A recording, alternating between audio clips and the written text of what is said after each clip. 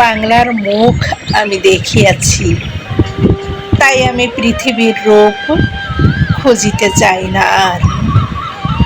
অন্ধকারে জেগে ওঠে ডুমুরের গাছে, চেয়ে দেখি ছাতার মতন বড় পাতাটির নিচে বসে আছে ভোরের দোয়েল পাখি।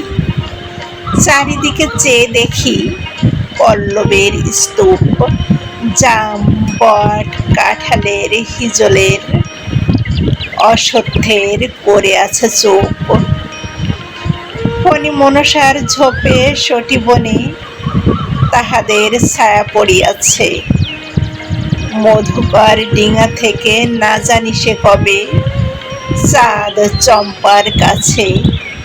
এমনই হিজল, বট, তমালের নীল ছায়া বাংলার অপরূপ রূপ দেখেছিল বেহুলাও একদিন কাঙড়ের জলে ভেলা নিয়ে। কৃষ্ণ দ্বাদশীর জ্যোৎস্না যখন মরিয়া গেছে নদীর চড়ায়, সোনালি ধানের পাশে অসংখ্য অশ্বত্থ বট দেখেছিল হায়।